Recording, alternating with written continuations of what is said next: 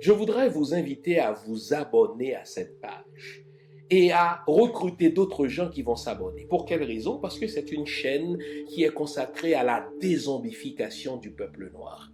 Vous savez, en ma qualité de théologien, d'historien et d'expert en management public, je décide de mettre toute mon énergie et toute l'équipe qui travaille avec moi décide aussi de mettre toute son énergie à la dézombification du peuple noir. L'émission s'appelle Lumière sur le monde. Eh bien, cette lumière, ce n'est pas moi. Cette lumière, c'est le travail que nous faisons ensemble. Lorsque tout à coup, on réalise qu'on nous a roulé dans la farine, on réalise qu'on nous a trompés pendant, n'est-ce pas, des siècles, et que tout à coup, nous prenons conscience de nos ressources, nous prenons conscience de notre identité, et ayant pris conscience de tout cela, nous prenons la décision de partager ce que nous sommes, ce que nous comprenons avec les autres. Donc, nous avons besoin d'avoir une masse critique d'hommes et de femmes noirs réveillés qui vont changer, n'est-ce pas, leur pays respectif pour la gloire de nos ancêtres. Nos ancêtres méritent cela. Ils se sont sacrifiés pour nous et c'est à nous aujourd'hui de prendre le relais. Comment on le fait? On le fait en se dézombifiant et en dézombifiant les autres.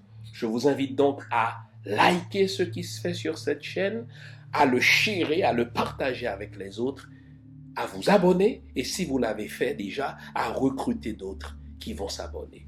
On est ensemble, on garde le moral car tant que va le moral, tout va.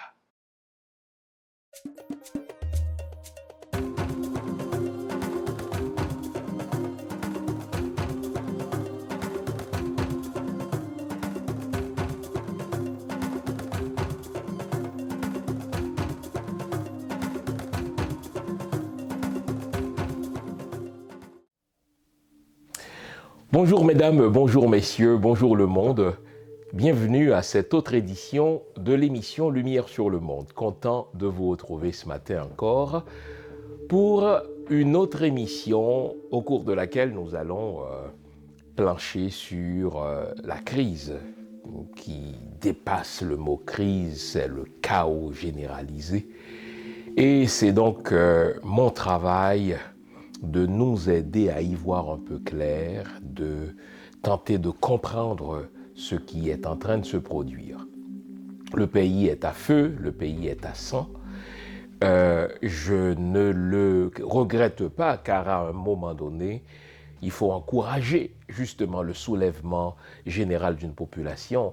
Ce n'est pas bien pour une population d'être zombifiée pendant toutes ces années sous prétexte que si cette population se soulève, mais elle se soulève dans la violence.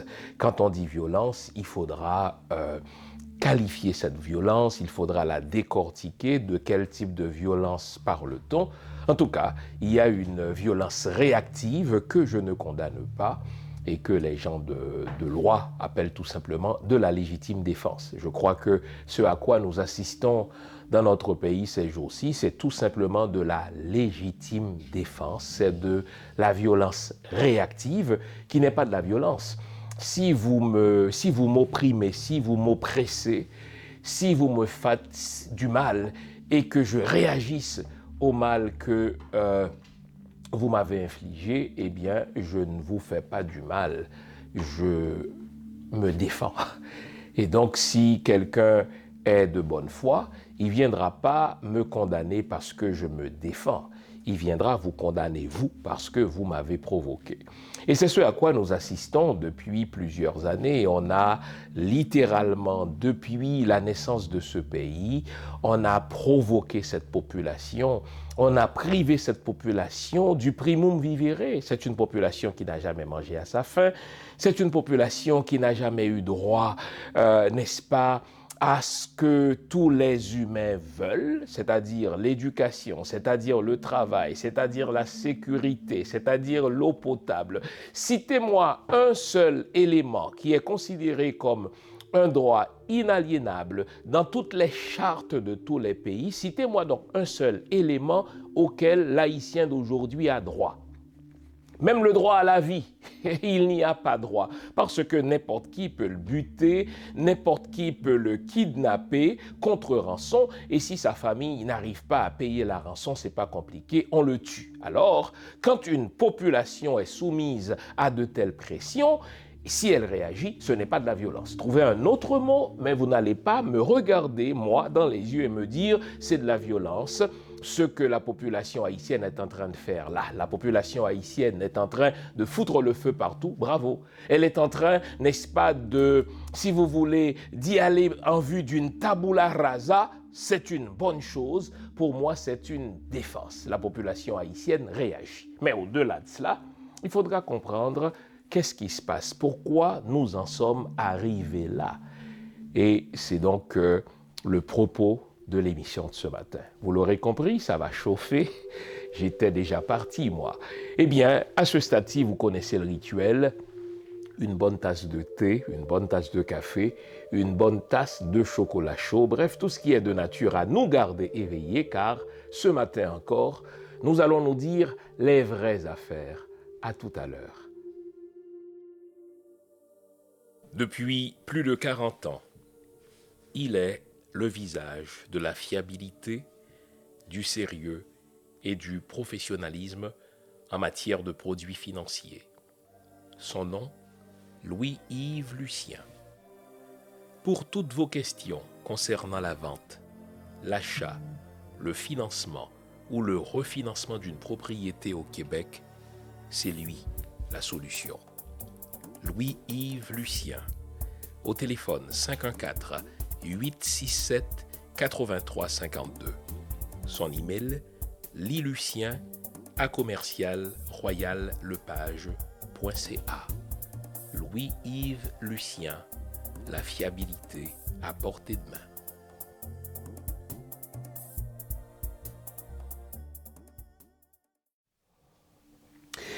Eh bien, voilà, avant la pause, on s'était promis de réfléchir à ce chaos généralisé qui sévit en Haïti en ce moment et à la réaction légitime, insistais-je, de la population haïtienne en cassant tout, en brisant tout.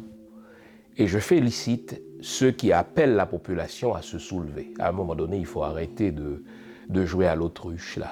Non, mais il faut arrêter de jouer à l'autruche. Il y aura toujours des bien-pensants qui disent « Ah oui, c'est de la violence ».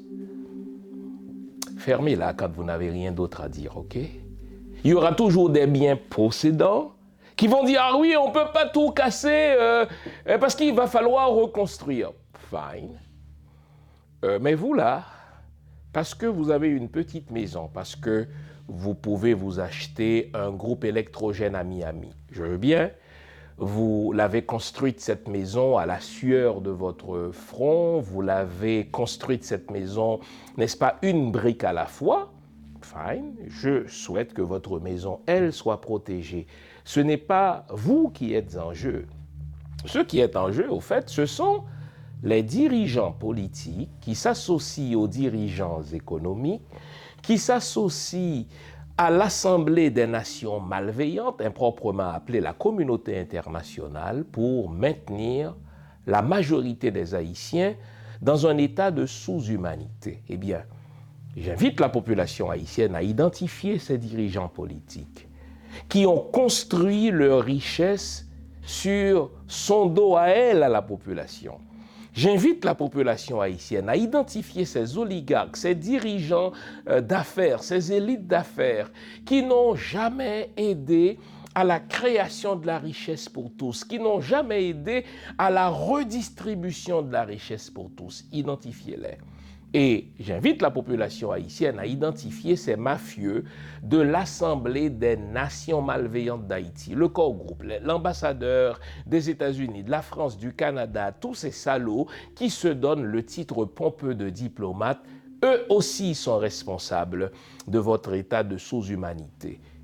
Une fois que vous les identifiez, c'est à eux que vous devez vous en prendre, c'est-à-dire aux dirigeants politiques qui se sont enrichis sur votre dos, aux gens d'affaires qui s'associent aux gens de la classe politique pour vous maintenir dans un état de sous-humanité, et aux mafieux de l'Assemblée des Nations malveillantes, improprement appelée communauté internationale, qui maintiennent ces dirigeants politiques-là à la tête de notre pays pour qu'ils puissent continuer à voler nos ressources au profit de leur pays. C'est à ces trois groupes-là qu'il faut s'en prendre.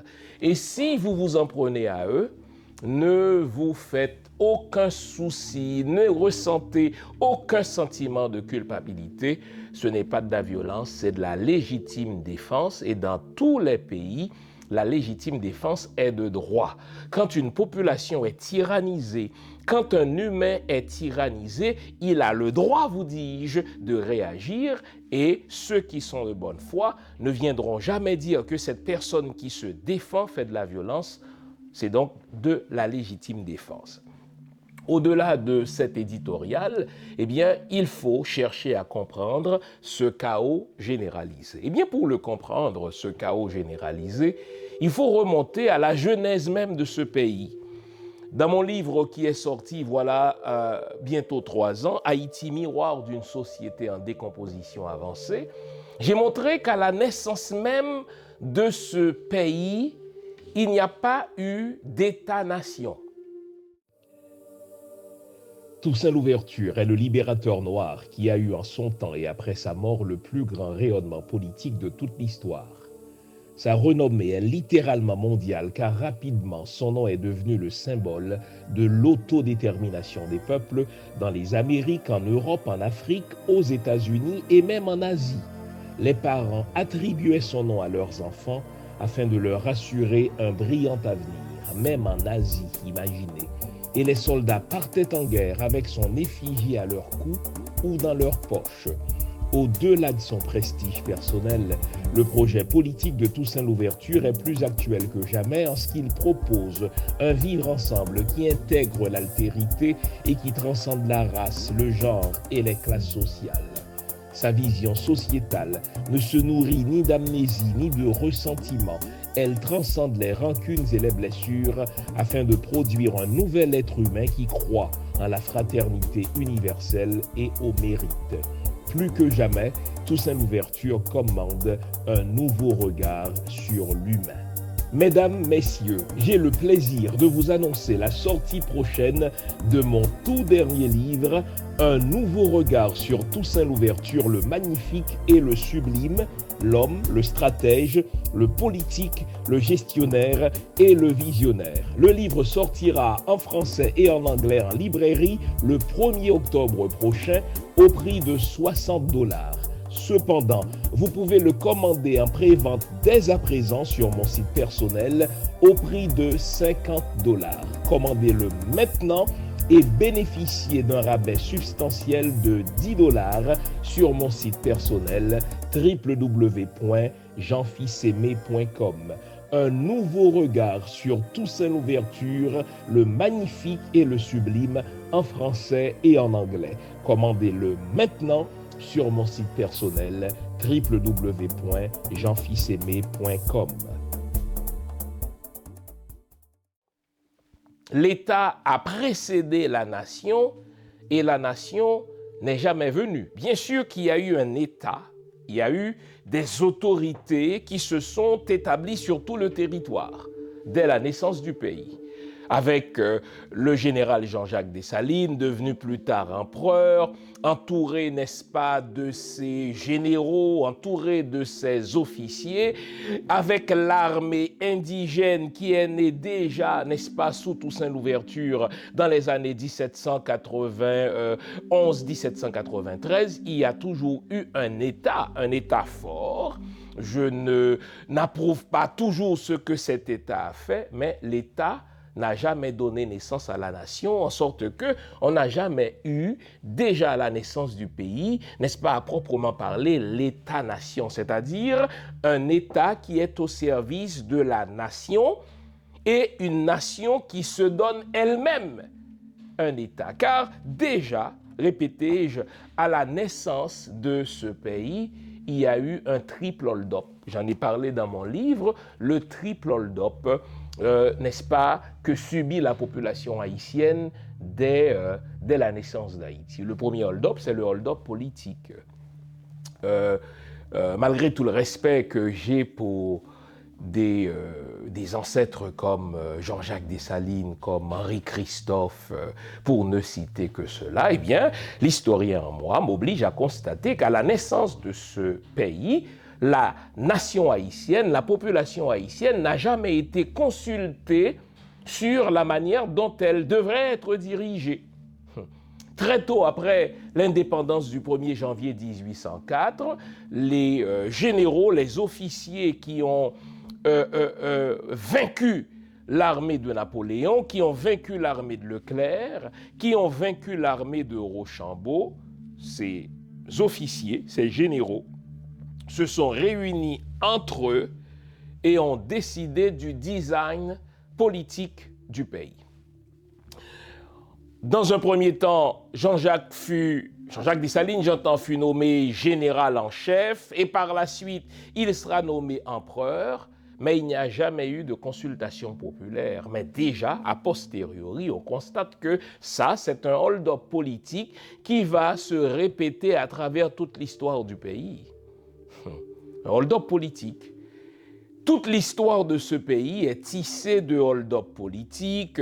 Les élections sont rarement de bonnes élections. Ce sont souvent des sélections desquelles des étrangers se mêlent pour nous imposer des hommes et des femmes que nous n'avons jamais véritablement choisis. Et quand une nation, n'est-ce pas, déjà à sa naissance, subit un hold-up politique, les divers dirigeants qui vont se succéder ont compris que la bonne façon de parvenir au pouvoir en Haïti, ce n'est pas en consultant la nation, comme j'ai dit, la nation n'est jamais née, la nation n'est jamais arrivée, ce n'est jamais en consultant la population, c'est plutôt en s'imposant par la force. Et on l'a vu, ça, n'est-ce pas, tout ce qu'on a appelé les révolutions improprement, n'est-ce pas, en Haïti, qui sont au fait des révoltes, n'est-ce pas, organisées par tel général, par tel soldat qui, lui, a fait la guerre de l'indépendance et qui se dit c'est mon tour maintenant de prendre les rênes du pouvoir. Eh bien, tout ce qu'il avait à faire, c'était de s'organiser avec une poignée d'autres soldats, d'attaquer ceux qui sont au pouvoir, et le pouvoir revenait au plus fort, le pouvoir ne revenait jamais au plus légitime. Depuis plus de 40 ans, il est le visage de la fiabilité, du sérieux et du professionnalisme en matière de produits financiers. Son nom, Louis-Yves Lucien. Pour toutes vos questions concernant la vente, l'achat, le financement ou le refinancement d'une propriété au Québec, c'est lui la solution. Louis-Yves Lucien, au téléphone 514-867-8352. Son email, lilucien@royallepage.ca. Louis-Yves Lucien, la fiabilité à portée de main.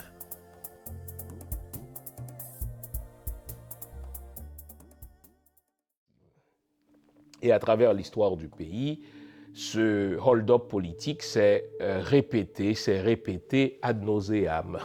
Tout le monde sait que, à part l'élection de 90, l'élection notable de Jean-Bertrand Aristide, où tout le monde, qu'on l'aime ou qu'on ne l'aime pas, constatait que voilà, pour la première fois, cet homme qui est au pouvoir, c'est l'expression, n'est-ce pas, de la population, c'est l'expression du vœu de la population. Eh bien, dans l'histoire de ce pays, c'était des élections indirectes par des sénateurs, par des députés. D'autres fois, c'est des généraux qui s'installent à la pointe de leur baïonnette et qui sont là à vie, etc. Donc, ce hold-up politique-là a fait en sorte que la question de la légitimité de ceux qui sont au pouvoir n'a jamais été résolue. Et quand on traîne un tel déficit pendant 200 ans, on récolte ce que je vais vous dire tout à l'heure. On récolte un problème de crédibilité, un problème de légitimité, un problème de confiance dans le leadership politique.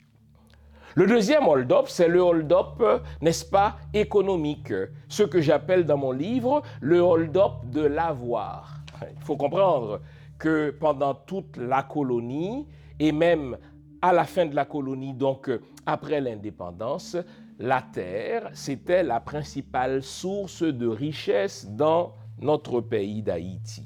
Celui qui avait des terres était riche, ou allait en tout cas le devenir.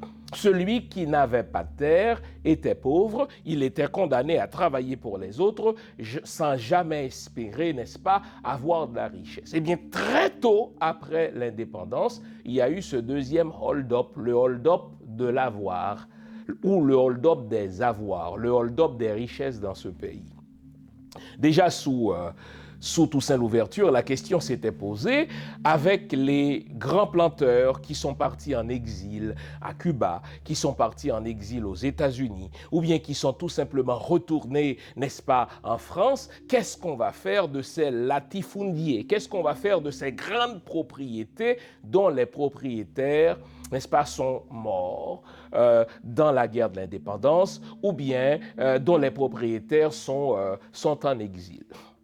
Pour des raisons économiques et commerciales que l'on comprend bien, Toussaint Louverture avait choisi, n'est-ce pas, des latifundiers. Il avait choisi qu'on adopte, n'est-ce pas, le principe des grandes propriétés parce que c'était plus facile d'y planter, n'est-ce pas, du café qui était le meilleur café au monde et c'est grâce au café que Saint-Domingue d'alors s'enrichissait. Il était plus facile en adoptant le principe des grandes propriétés d'y planter, n'est-ce pas, de la canne à sucre, etc. Mais l'indépendance, une fois conquise, eh bien, la population haïtienne devait elle aussi avoir droit à la source de la richesse. Et la source de la richesse, c'était la terre. C'est une population dont l'écrasante majorité, jusqu'en 1791, étaient des esclaves. Et depuis 1991 jusqu'en 1804, cette population était debout pour réclamer ses droits. Elle a été embauchée comme salariée, mais après 1804, n'est-ce pas, les grands planteurs n'étant plus là, eh bien la question se pose, est-ce que cette population va avoir droit, elle aussi, à la source de la richesse, c'est-à-dire la terre? Vous nous l'avez demandé, nous avons le plaisir de vous apprendre que désormais, nos émissions, toutes nos émissions, sont disponibles avec des sous-titrages en 3 langues, en français, en anglais et en créole. Nous sommes conscients que l'émission Lumière sur le monde est devenue une véritable plateforme familiale autour de laquelle des parents et des enfants se réunissent pour s'informer de ce qui se fait en Haïti, en Afrique ou ailleurs dans le monde. Pour vous faciliter la vie, nos émissions sont désormais disponibles avec des sous-titrages en 3 langues, français, créole et anglais. Nous progressons avec vous, nous marchons avec vous, de manière à relever nos communautés et nos peuples. Nouveau, toutes nos émissions sont disponibles avec des sous-titrages en français, en anglais et en créole. Jean-Jacques Dessalines a eu le bon réflexe en disant « Et les Noirs dont les pères sont en Afrique n'auraient-ils donc rien ?» C'est-à-dire, l'empereur, le premier homme d'État de ce pays, avait cette sensibilité pour que la source de la richesse, c'est-à-dire de la terre, soit accessible à tous. Il a été assassiné précisément pour cela. Parce que les grands officiers, les possédants, ceux qui avaient déjà des terres, eh bien, évoquaient toutes sortes de prétextes, fabriquaient des faux pour dire, écoutez, les terres dont on pense que les propriétaires ont disparu, dont on pense que les propriétaires sont morts, sont au fait notre héritage, parce que ces terres-là ont appartenu à nos pères.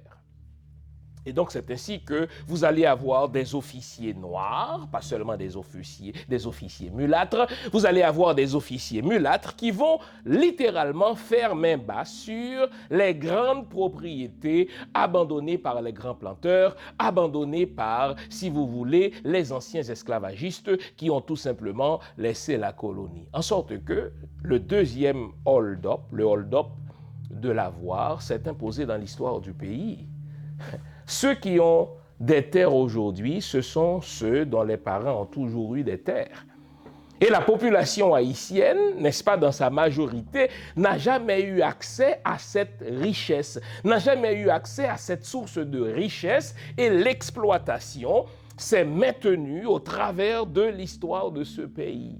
Et donc, quand vous avez un pays dans lequel la question de l'accessibilité à la richesse, un pays dans lequel la question de la création de richesse, un pays dans lequel la question de la redistribution de la richesse n'a jamais été réglée, eh bien, à terme, à un moment donné, la population finit par dire basta. Ce n'est pas le temps d'entrer dans des détails sur la manière dont ce hold-up, n'est-ce pas, de l'avoir s'est poursuivi dans ce pays, mais à chaque fois que la population haïtienne essaie d'accéder, n'est-ce pas, à la richesse, il y aura toujours des brimades, il y aura toujours des obstacles qui vont être systématiquement posés sur son chemin par l'État corsaire, l'État plantationnaire, qui reproduit les mêmes préjugés, qui reproduit les mêmes brimades, qui reproduit les mêmes obstacles de la période de la plantation. Et cet État corsaire, cet État plantationnaire, c'est donc associé à l'oligarchie. N'ayons pas peur du mot. En Haïti, il n'y a jamais eu de démocratie. En Haïti, nous avons une oligarchie, c'est-à-dire nous avons une petite poignée d'hommes et de femmes qui se sont accaparés des ressources du pays, qui les partagent, cette poignée-là, entre elles, sans s'assurer que cette richesse soit redistribuée. Le meilleur exemple de cela, ce sont les banques. J'ai cité, encore une fois, dans mon livre « Haïti, miroir d'une société en décomposition avancée », j'ai cité le fait que, malgré le fait que la banque haïtienne est plus que centenaire, écoutez bien, le même taux de clients qui a toujours eu accès aux prêts à la banque dès sa fondation, le taux n'a jamais changé, c'est-à-dire 5 ou 6% de sa clientèle. Imaginez. Depuis plus de 40 ans, il est le visage de la fiabilité, du sérieux et du professionnalisme en matière de produits financiers. Son nom, Louis-Yves Lucien.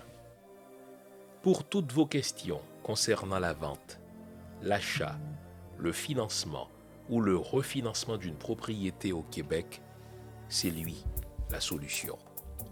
Louis-Yves Lucien. Au téléphone 514-867-8352. Son email, lilucien@royallepage.ca. Louis-Yves Lucien, la fiabilité à portée de main.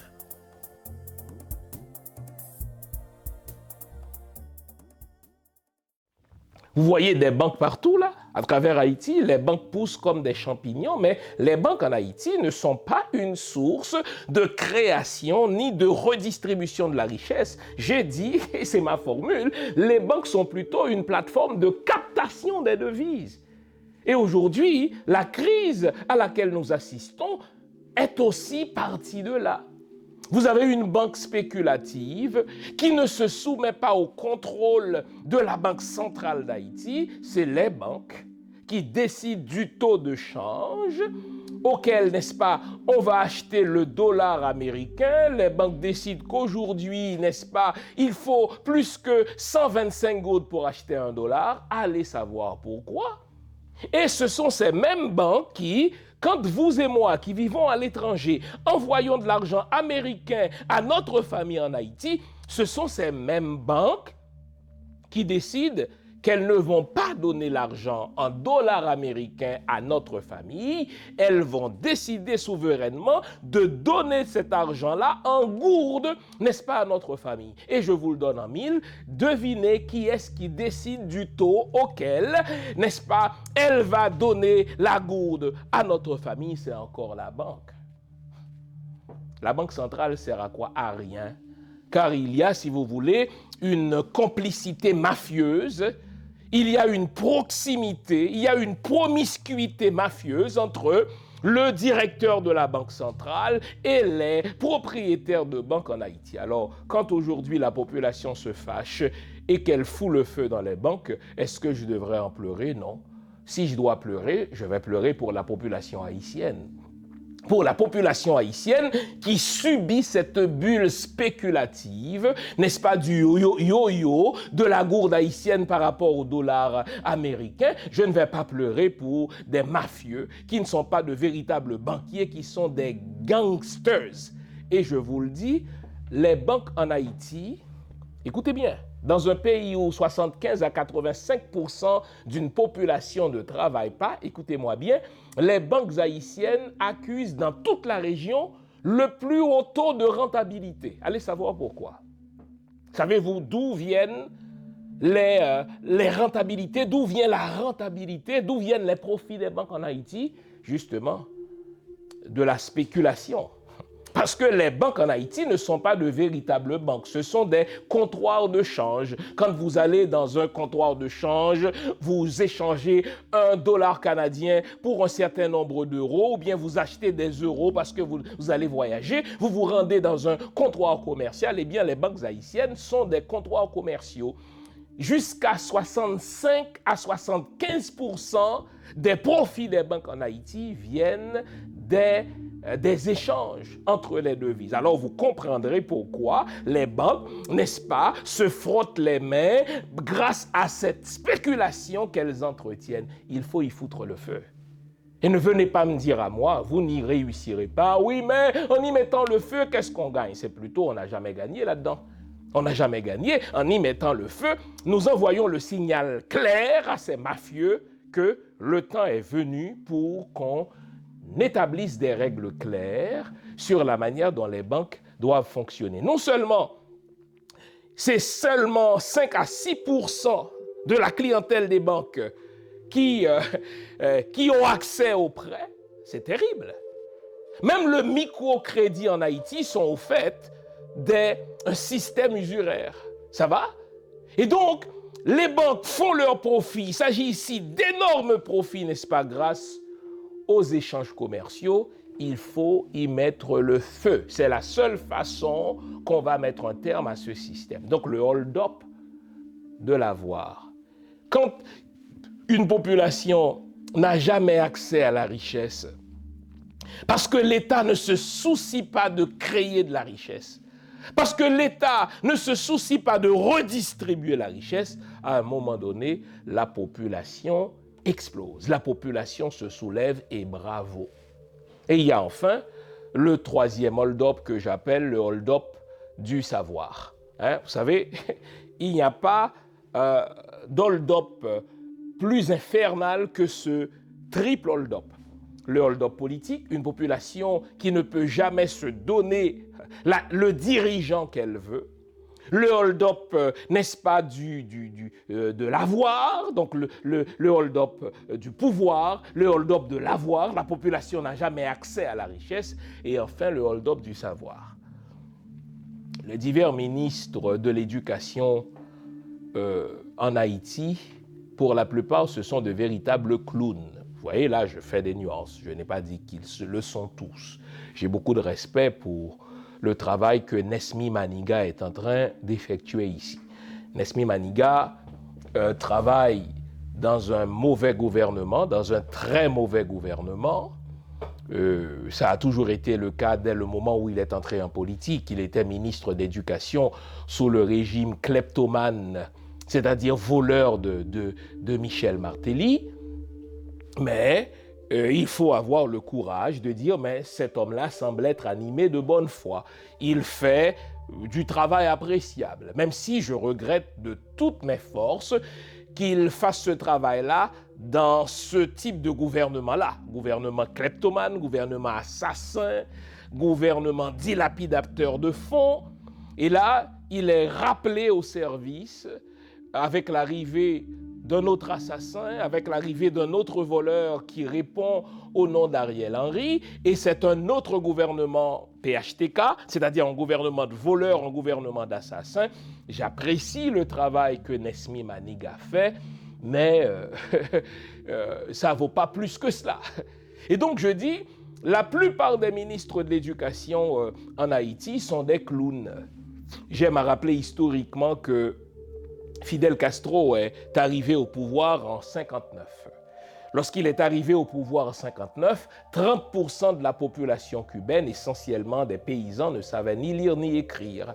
Et donc, en 3 ans, Fidel Castro va régler une fois pour toutes la question de l'analphabétisation de sa population. Aujourd'hui, Cuba compte parmi, sinon est le pays le plus alphabétisé au monde. Imaginez là. Cuba, ce n'est pas un pays riche là. Cuba, ce n'est pas un pays du G7. Cuba n'est pas un pays qui compte parmi les pays les plus économiquement avancés. Cuba ne fait même pas partie du G20 et pourtant, c'est le pays avec le taux de population alphabétisé le plus élevé. C'est le pays dans lequel tous, je dis bien tous, ont accès non seulement à l'éducation primaire, à l'éducation secondaire, mais à l'éducation postsecondaire. On a accès à l'apprentissage de métier ou à l'apprentissage de profession. Mais Castro a réglé ça en 3 ans. 30% de sa population a été alphabétisée en 3 ans. Comment? Eh bien, Castro a utilisé, si vous voulez, la méthode que voici, n'est-ce pas? Je donne au suivant. Ceux qui allaient à l'école le jour allaient alphabétiser les paysans le soir. Et pendant un certain temps, certains étudiants ont tout simplement consacré le clair de leur temps à aider leurs frères, les paysans, à apprendre à lire et à écrire. Et Castro a réglé ça en 3 ans. Nous, là, nous avons conquis notre indépendance en 1804. Et bien avant notre indépendance, Toussaint Louverture, dont je parle dans mon dernier livre, avait ce souci pour, n'est-ce pas, l'éducation de la population. Malgré le fait que les gens travaillaient sur des plantations à titre de salariés, eh bien, ils allaient à l'école. Ils avaient, n'est-ce pas, les gens, accès à des écoles qui étaient pas trop loin de leur plantation. Ils envoyaient leurs enfants à l'école. Mais mon Dieu, de 1804 à nos jours, ça fait plus de 100 ans, et nous en sommes encore sur papier jusqu'à 55% de notre population qui ne sait ni lire ni écrire. Est-ce que nous sommes sérieux ou bien nous sommes des clowns? Mais c'est parce que ce triple hold-up, c'est-à-dire le hold-up du pouvoir, le hold-up de l'avoir et le hold-up du savoir, fait l'affaire des oligarques et des dirigeants politiques. J'ai encore cité dans mon livre, n'est-ce pas, le fait que les oligarques et les dirigeants politiques font le calcul suivant. Si nous avons une population instruite, si nous avons une population éduquée, on ne pourra plus faire à cette population ce qu'on lui fait depuis 200 ans et qui facilite notre richesse. Et pire, même pour ceux qui vont à l'école, là. Vous savez, c'est quoi la statistique? C'est seulement 10% d'une cohorte qui parvient à terminer ses études secondaires. En sorte que, lorsque vous entrez à la première année du primaire, si vous avez fait vos études primaires et secondaires comme moi en Haïti, je pense que la plupart de ceux qui me regardent l'ont fait, eh bien, lorsque nous sommes entrés à la première année du primaire, là, chez les sœurs, chez les frères, etc., imaginons nous étions 100. Ça va? Au fur et à mesure que les années passent, le système élimine des étudiants, alors que le système devrait encourager des étudiants. En sorte que, 14 ans plus tard, lorsque nous aurons terminé nos 7 années d'études primaires, ajouté aux 7 années d'études secondaires classiques, il n'y a que 10% d'entre nous, c'est-à-dire le système élimine 90% de gens. Jusqu'à mon départ d'Haïti, en 89, la faculté de médecine d'Haïti, la faculté de médecine de l'Université d'État d'Haïti pouvait à peine accueillir plus de 100 étudiants par année. Est-ce que je peux vous faire entendre ça? Jusqu'à mon départ d'Haïti, à la fin des années 80, la faculté de médecine de l'État d'Haïti, la seule faculté de médecine de l'État d'Haïti, qui a toujours existé à Port-au-Prince, pouvait à peine accueillir 100 nouveaux étudiants par année. Et vous savez quoi? Plus de 10 000 Haïtiens, donc pour plus de 10 000 Haïtiens, il n'y a même pas un médecin, il n'y a même pas une infirmière, il n'y a même pas un infirmier.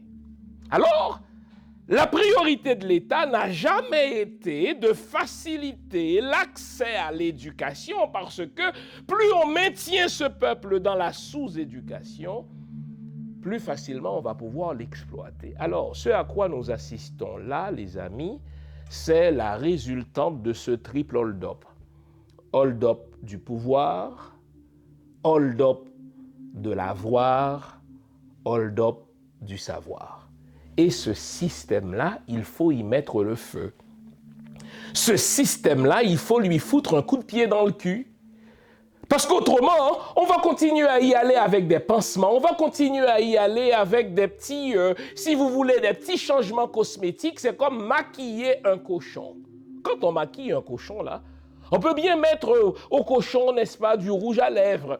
On peut bien lui mettre, n'est-ce pas, du vernis à ongles, mais un cochon reste un cochon. Eh bien, à un moment donné, il faut foutre le feu dans ce système. Et je dis bravo à la population haïtienne.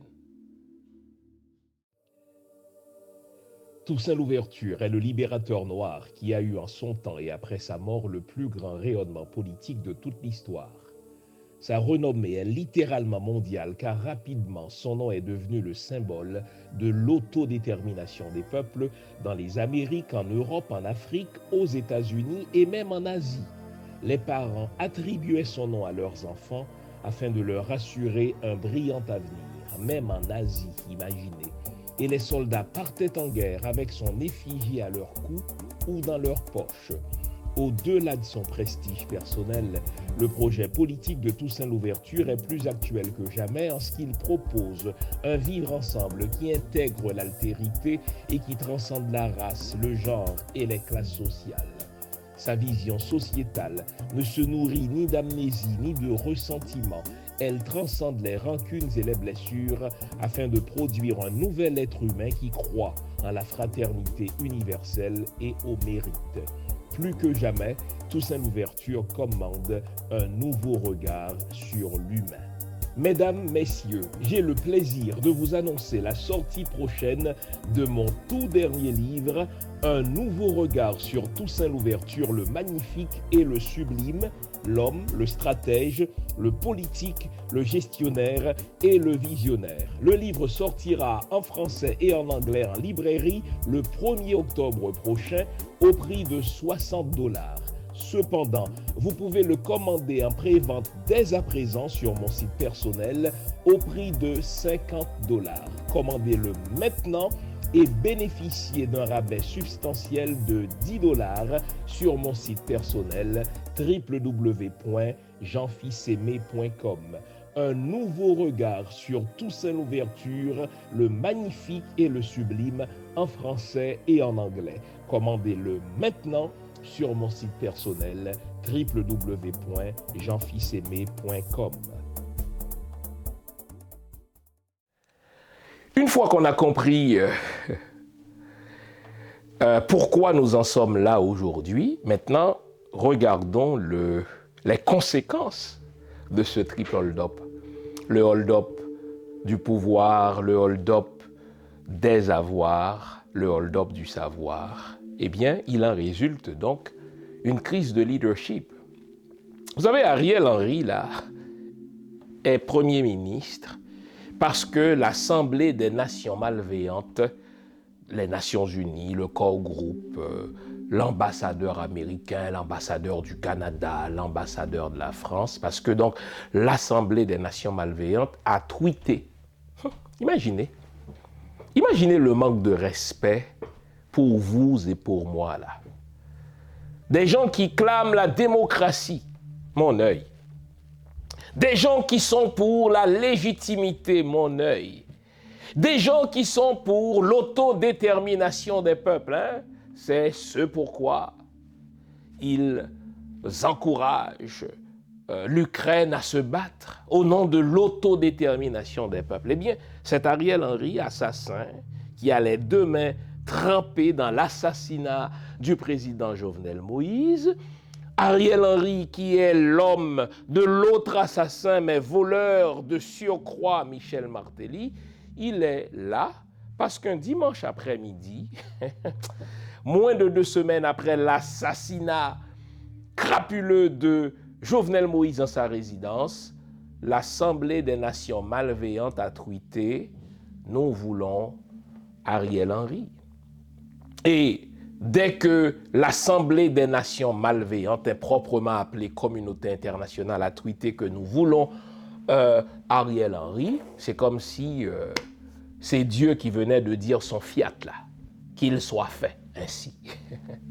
Et donc quand vous avez des leaders qui sont imposés à la tête d'une population de 14 millions d'habitants, 10 ou 11 millions à l'intérieur et 3 ou 4 millions à l'extérieur, je demeure haïtien, même si j'ai un passeport canadien, je me définis d'abord, n'est-ce pas, comme haïtien. Quand vous avez des leaders qui sont là parce que l'Assemblée des Nations malveillantes a tweeté que c'est ce gars-là qu'il nous faut, eh bien, ça finit par créer, si vous voulez, des soulèvements dans une population. Car le leadership, c'est ce que nous apprenons dans les écoles de management. Le leadership, ce n'est pas juste une affaire d'attribut, c'est aussi une affaire d'attribution. Pour que je sois votre leader, il ne faut pas seulement que ce soit moi qui pense avoir les attributs d'un bon leader, oui c'est important, mais vous devez voir en moi votre leader. Donc le leadership, c'est un difficile équilibre entre un ensemble d'attributs et d'attributions. La population haïtienne n'a jamais eu son mot à dire dans le choix de ceux qui sont à la tête de ce pays. Et donc nous sommes surpris que cette population aujourd'hui foute le feu, que cette population aujourd'hui renverse la table, que cette population aujourd'hui se soulève, mais c'est tout à fait légitime, c'est tout à fait prévisible, c'est tout à fait souhaitable. C'est une crise de leadership et l'Assemblée des Nations malveillantes est coupable tout autant que les dirigeants eux-mêmes dans cette crise de leadership. Je vous avais déjà mis un lien sur ma chaîne YouTube dans lequel, n'est-ce pas, l'ancienne ambassadrice des États-Unis à Haïti, Madame Pamela White, qui copulait avec Michel Martelly, dans un interrogatoire devant la commission des affaires étrangères, n'est-ce pas, du Sénat américain, disait clairement qu'il faut se débarrasser de Jovenel Moïse et y aller avec le PM option, c'est-à-dire l'option du Premier ministre. Donc ce qu'on voit là, c'est l'œuvre macabre, c'est l'œuvre diabolique du département d'État américain, impliqué lui aussi dans l'assassinat de Jovenel Moïse, c'est l'œuvre diabolique de l'Assemblée des Nations malveillantes, crise de leadership. Quand on a du respect pour une organisation, on ne lui impose pas des leaders dont elle ne veut pas. Quand on a du respect pour une famille, on n'impose pas à ses enfants un partenaire ou une partenaire dont ils ne veulent pas. De même, on n'impose pas à un pays des leaders auxquels la population ne s'identifie pas. Et si vous persistez à la maintenir, tout ce qui leur arrivera à ces leaders-là, vous devez, vous, emporter la responsabilité. Et l'Assemblée des Nations malveillantes a du sang sur les mains. Ce qui est en train de se produire dans ce pays-là, l'Assemblée des Nations malveillantes, les États-Unis, la France, le Canada, il faut les dénoncer, le répéter à chaque fois, eh bien cette Assemblée des Nations malveillantes a du sang sur la main, car elle a, par un tweet, imposé des leaders à une population qui regarde ces leaders-là et qui se dit « mais d'où viennent-ils » C'est comme si la démocratie, c'est pour les pays occidentaux. C'est comme si la démocratie, c'était pour les Blancs, les vrais, pas les Slaves, là.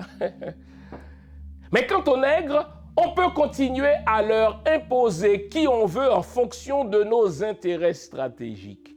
Quand des Américains, quand des Français, quand des Canadiens, quand des Occidentaux vous parlent d'intérêts stratégiques, le véritable mot, c'est vol.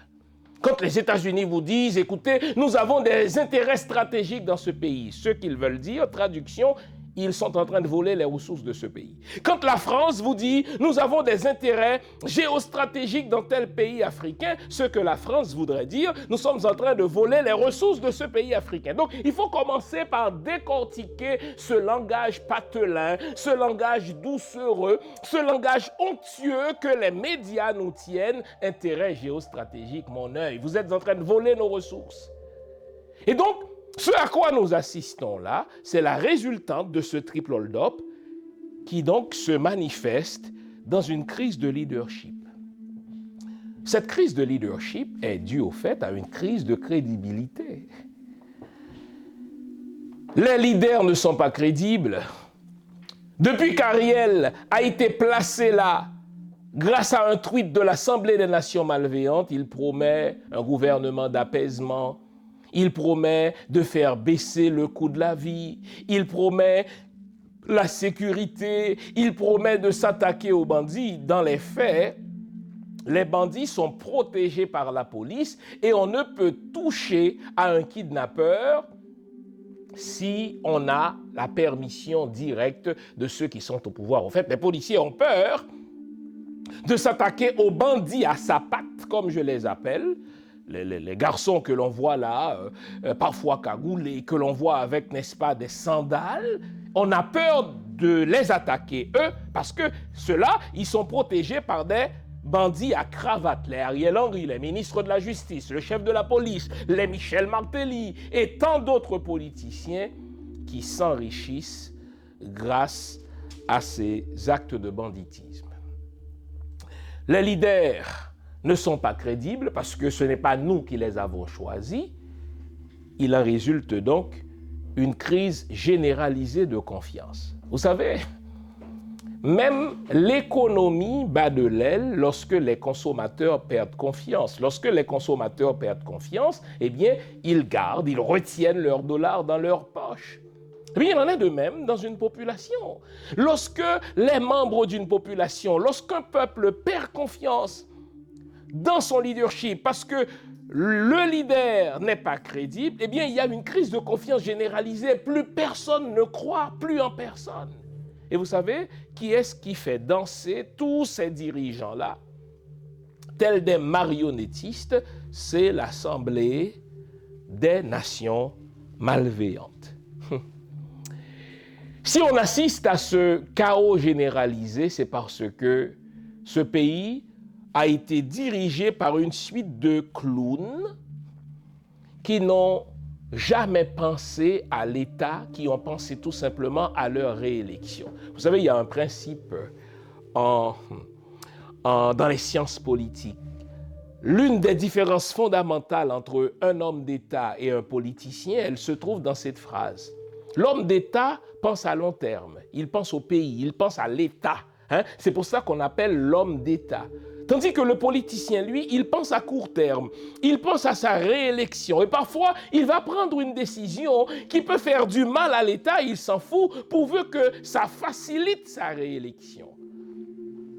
On a l'impression que Haïti a été majoritairement dirigé par des gens qui ont pensé à leur propre réélection, qui ont pensé à leur maintien au pouvoir.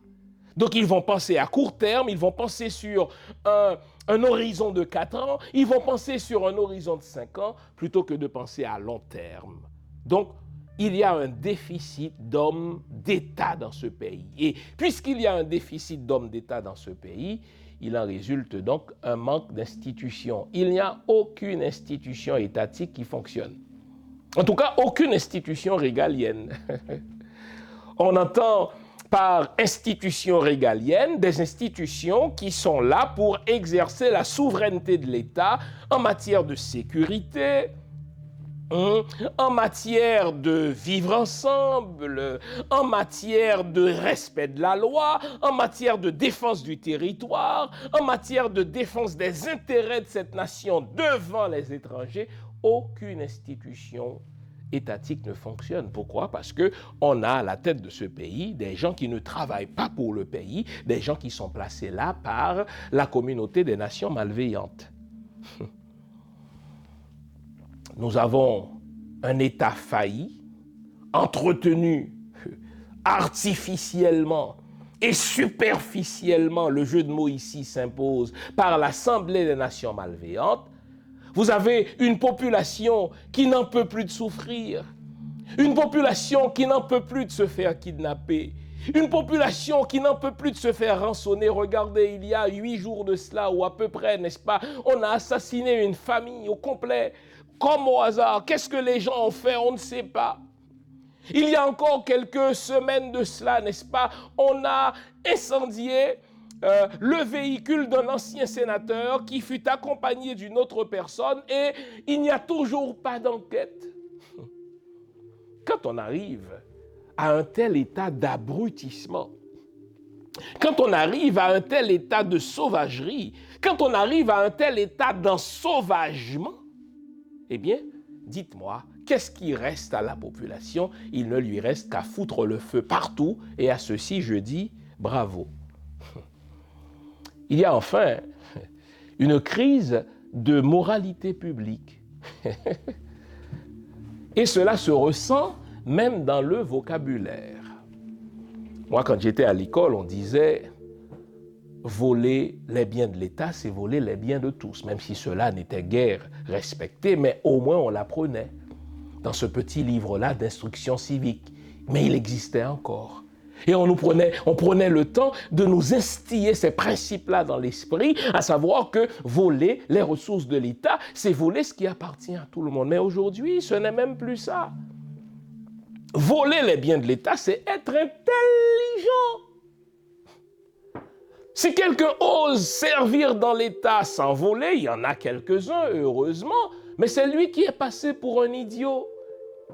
Et même dans notre imaginaire de peuple, n'est-ce pas, on pervertit les principes moraux. Vous savez, les 2 personnages légendaires de l'imaginaire haïtien qu'on retrouve dans tous les contes, c'est Bouki et Malice.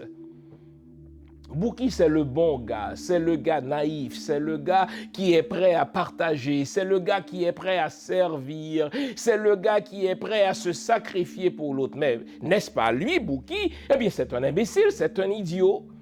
À l'opposé, vous avez Malice. Lui, il est l'auteur de tous les coups fourrés. Lui, il est l'auteur de toutes, n'est-ce pas, de tous les vols, de toutes les rapines.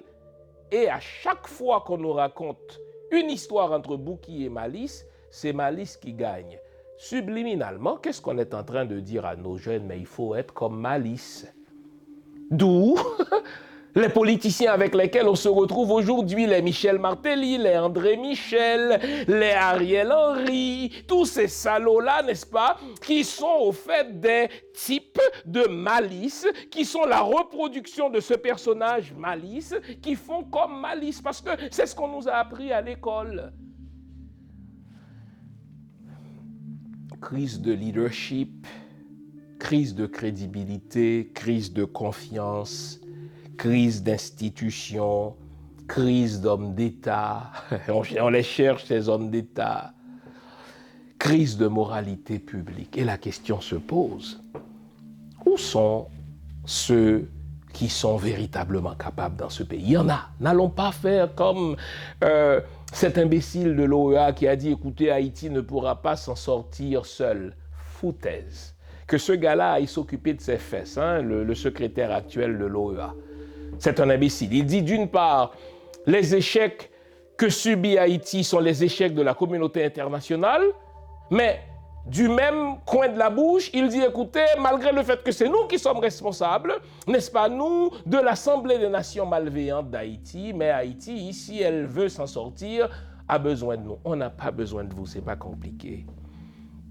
Mais où sont ceux qui sont capables dans ce pays? Où sont les vrais patriotes, ceux qui aiment leur pays au-delà de tout? Où sont ceux qui ont de la compétence là? Je ne parle pas de ces nains, je ne parle pas de ces improvisateurs qui confondent militance et hommes d'État. On peut être de grands militants, mais ça ne nous donne pas, n'est-ce pas, les compétences qu'il faut pour gérer cet État-là d'Haïti. Où sont enfin ceux qui sont les incorruptibles? Il y en a de ces incorruptibles dans ce pays.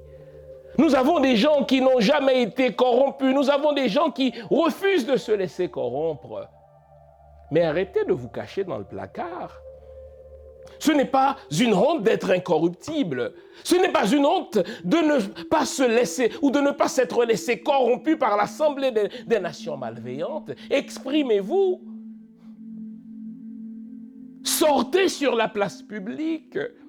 Que la population haïtienne sache qu'il y a encore des hommes et des femmes verticaux, qu'il y a encore des hommes et des femmes crédibles, qu'il y a encore des hommes et des femmes patriotes, qu'il y a encore des hommes et des femmes compétents, qu'il y a encore des hommes et des femmes incorruptibles sur lesquels, cette population-là peut compter. Mais où êtes-vous?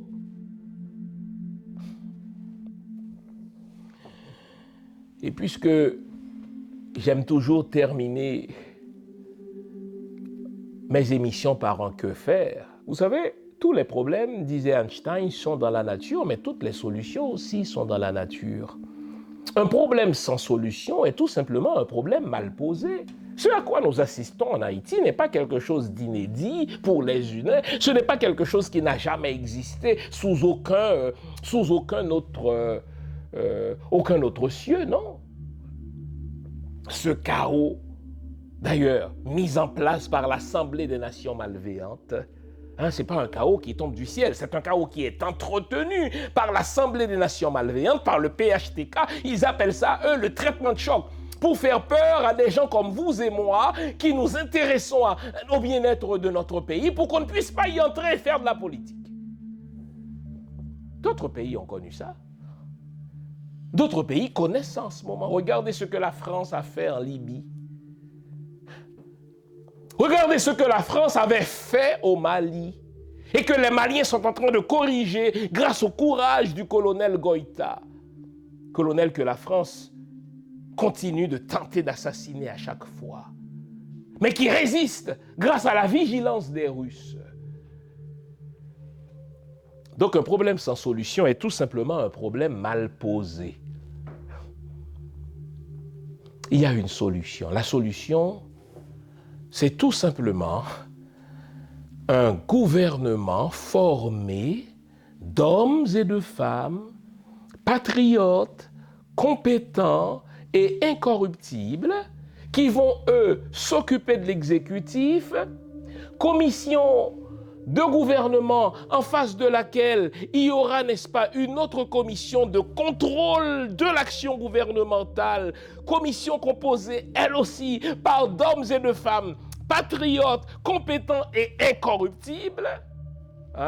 Le check and balance, pouvoir et contre-pouvoir. J'en parle encore une fois dans mon livre.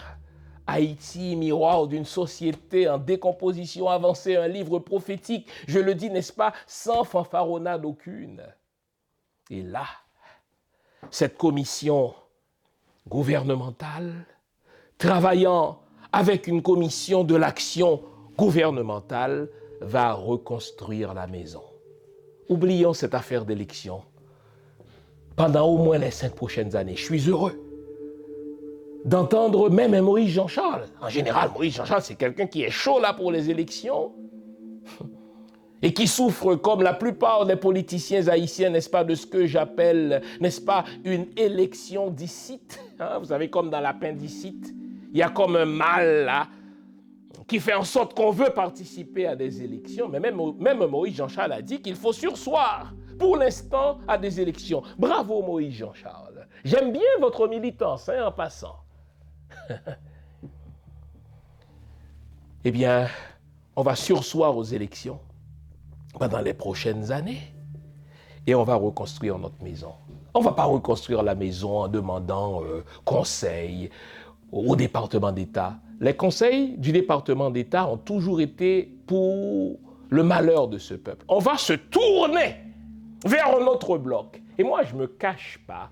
On va se tourner vers le bloc de Shanghai, on va se tourner vers la Russie, vers la Chine, vers la Turquie et vers nos frères africains. Pas pour passer d'un empire à un autre, non. Pas pour passer d'une hégémonie à une autre, non. Mais pour coopérer au sens normal de la coopération. Haïti a toujours fait partie d'une vie internationale. Et pendant 5 ans, puisqu'on a une force policière faible, on va faire appel à d'autres pays qui vont nous aider à renforcer nos forces de sécurité. Puisque nous n'avons pas d'armée, nous allons faire appel à d'autres peuples qui vont nous aider à mettre une armée sur pied. D'ailleurs, la constitution haïtienne impose le service militaire aux 18-25 ans ou aux 18-30 ans de mémoire. Et vous verrez que ce chaos entretenu, ces problèmes d'insécurité entretenus, n'est qu'une fumée qu'on projette sur notre écran pour nous empêcher de voir. Une commission gouvernementale travaillant avec une commission de contrôle d'action gouvernementale et pendant 5 ans. Ne me posez pas la question de la légitimité là. La légitimité n'est pas qu'électorale, ok? Ne me posez pas la question de la reconnaissance internationale. Il n'y a pas que les États-Unis, le Canada et la France qui composent, n'est-ce pas, la vie internationale. Ces 3 pays-là nous ont fait du tort et il est temps de tourner la page sur eux. N'accordez jamais à l'ennemi le fait de perdre espoir. Je discutais dernièrement avec une bonne amie en France là qui nous écoute. Je lui ai dit, tu n'as pas le droit de perdre espoir. Tu n'as pas le droit de te laisser décourager. Si tu te décourages, eh bien, tu rends ton arme à l'ennemi. Non, il faut se dire qu'il n'y a pas de problème sans solution. Le problème d'Haïti, c'est un problème facile à résoudre si on a les bons dirigeants et si on coopère avec les pays, n'est-ce pas, qui veulent véritablement coopérer avec nous. Alors, allons-y. Foutons le feu en Haïti. Si c'est tout ce qu'il faut faire pour chasser les dirigeants actuels, et quand je dis les dirigeants actuels, pas seulement ceux qui sont nominalement au pouvoir, mais les opposants aussi. Les André Michel doivent être déchouqués au même moment que Ariel Henry. Ariel Henry doit être déchouqué au même moment, n'est-ce pas, qu'une Bozile. Tous ceux-là qui ont mangé sur notre dos. Qu'on marque un moment d'arrêt, en sorte qu'il y aura un avant Ariel et un après Ariel. Un Ariel Henry doit être déchouqué au même moment que Michel Martelly. Michel Martelly doit se sentir lui-même interdit en Haïti. Et tous ceux qui ont volé avec lui. On ne va pas donner raison aux Américains, aux Canadiens, aux Français qui ont dit que ce pays-là est trop beau pour être dirigé par des nègres. On ne va pas donner raison à ces salauds-là qui disent que ce pays-là est trop riche pour être géré par des nègres. Nous allons les déchouquer en même temps. Et vous vous souvenez? Il y a 18 mois de cela, 14 mois de cela, j'ai dit, il faut suspendre nos relations diplomatiques avec les États-Unis car nous ne tirons aucun avantage du fait d'avoir des relations diplomatiques avec les États-Unis. Nous allons entretenir des relations diplomatiques avec des pays qui vont nous montrer du respect et avec les pays avec lesquels nous allons coopérer et desquels nous n'accepterons pas les dictats parce que nous sommes un pays à vocation libre. J'espère vous avoir été utile. J'espère surtout que l'émission de ce matin vous redonne espoir. J'espère surtout que l'émission de ce matin vous redonne le boost dessalinien dont vous avez besoin, le boost de Capois la mort dont vous avez besoin pour rouler les têtes qu'il faut rouler, botter les crus qu'il faut botter, foutre le feu là où il faut foutre le feu, congédier ce qu'il faut congédier, c'est-à-dire déchouquer du pays tant les étrangers, les nationaux qui nous ont fait du tort. Faire appel à 26 hommes et 2 femmes, du dedans et du dehors, qui vont reconstruire la maison pendant au moins 5 ans. Voilà la solution.